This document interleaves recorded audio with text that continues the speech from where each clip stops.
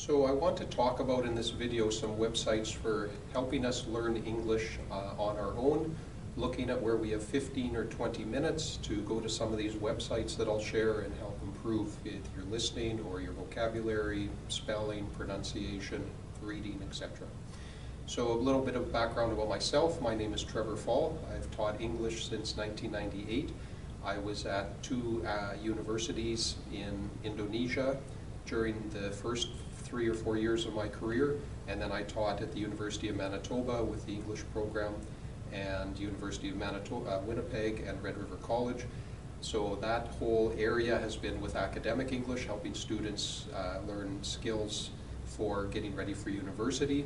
But I've usually been teaching at a little bit lower level, so even just day-to-day topics, life in Canada, culture shock, etc. I've also helped with business English, so helping people with understanding English in the workplace, talking to coworkers, how to handle interruptions, how to deal with angry customers or clients, or talking with managers, and also sending out emails to different parties that you're responsible for.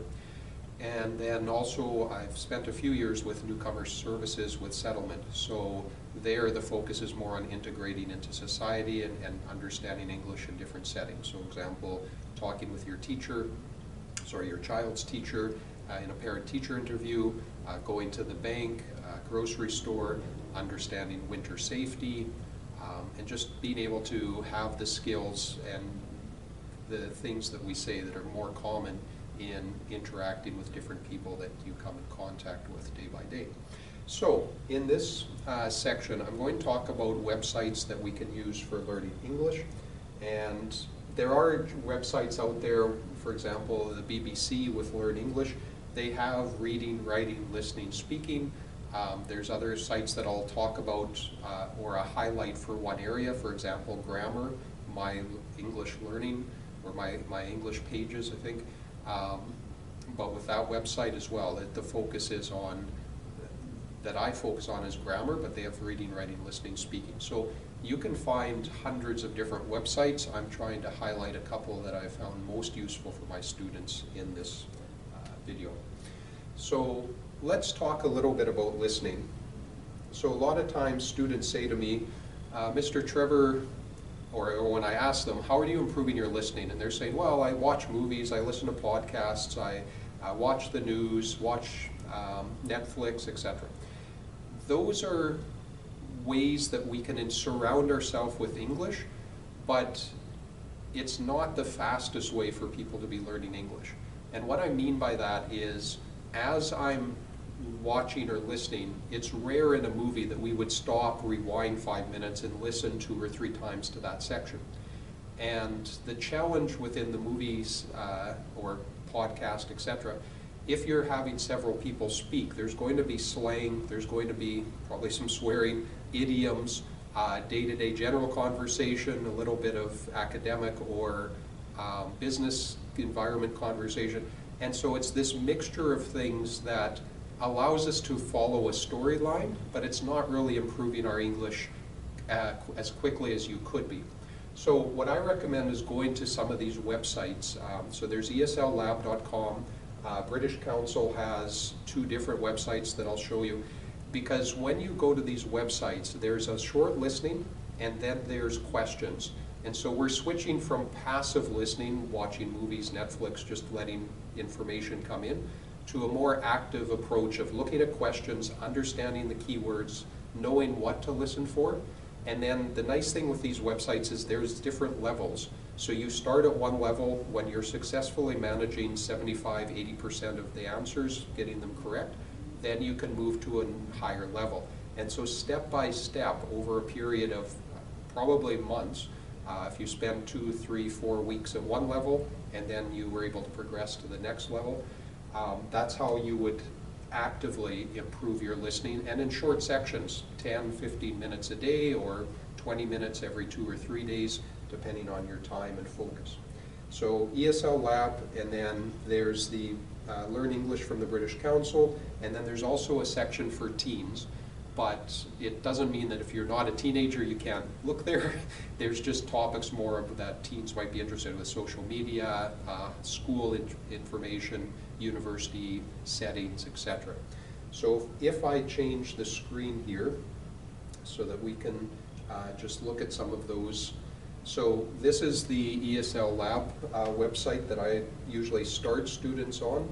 If I go to the top left-hand side that has menu, listing activities, and you can see there's a drop-down section where there's easy, intermediate, difficult, and then academic listing, and under academic they have 3 levels. There's also interviews and life stories. So there's 6 or 7 different levels of listening that you could be practicing. With this website, the questions are always with multiple choice answers.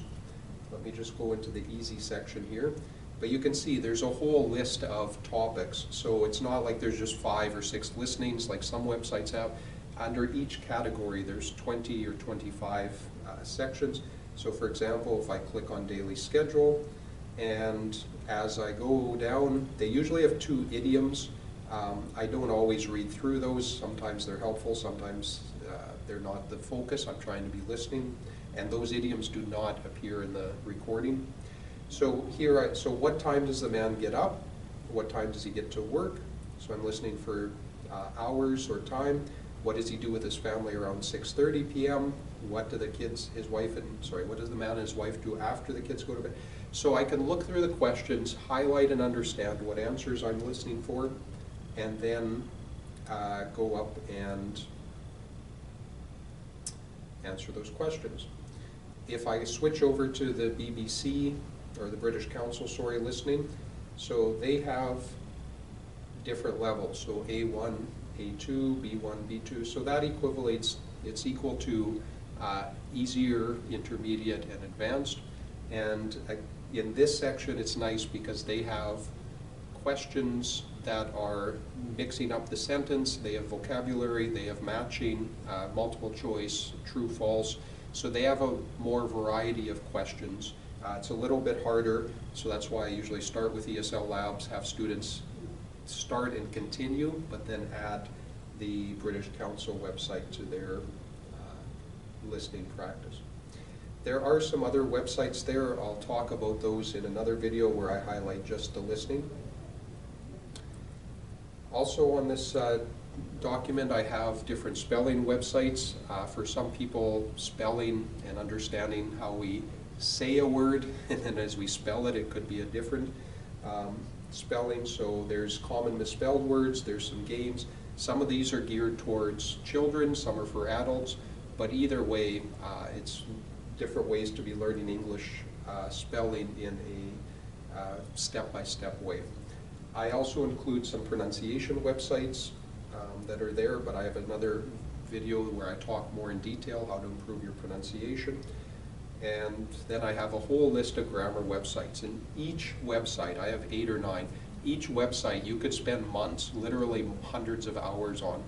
So what I would recommend is look at 2 or 3 websites, look at a specific, either go through the exercises they have step by step, like one by one, or go to the website and then search for this grammar area that you're having difficulty with. Sometimes for some people it's articles, an, or the.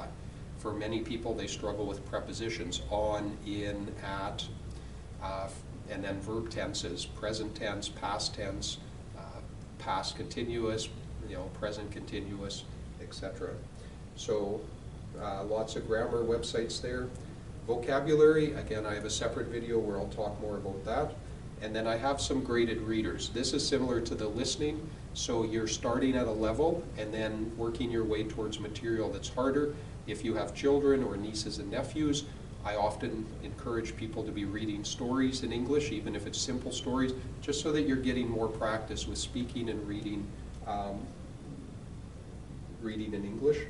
And then there's a couple of apps that are included in this. So there's Read Theory, which is a focus on improving your reading.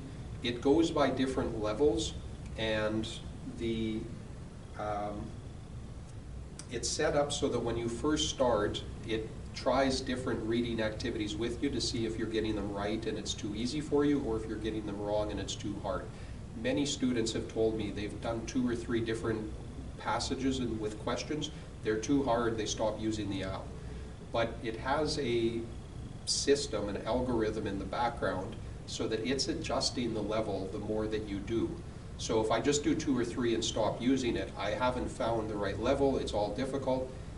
But if you have done 6 or 8 or 10, it will adjust the level to what's more appropriate for you, and then it will help increase the level of difficulty as you're mastering those that level you're at. So I do encourage you to be using it for a period of time, several weeks, rather than just once or twice. And then Mural is, or Mural, it's a it's an app made in Canada for both English and French learning. It's quite well done, and it's a way of day by day or every 2 days logging in and working your way through different parts of the English language. And then a lot of people have used Duolingo, not just for English, but for other language learning. My son, for example, knows a little bit of Japanese, Indonesian, Mandarin, and English. So he's used this app with multiple languages, and it's nice because there's challenges and there's sections that you're trying to do day by day. And I end off with a couple of websites for, well, one website for British Business English, also from the British Council from that. And so you'll notice in here I haven't focused on speaking, I haven't focused on writing, and so I have separate videos where I talk about strategies and information on how to practice and improve in those areas. But for this area of vocabulary, grammar, reading, listening, spelling, those areas are the focus of these websites. So if you have any questions, please talk with the person that's showing you this video, or you'll see if you've found this on YouTube that there's links underneath that you can go to and to find out more information about myself and to make some questions in the comments. So thank you, and I'll see you in the next session.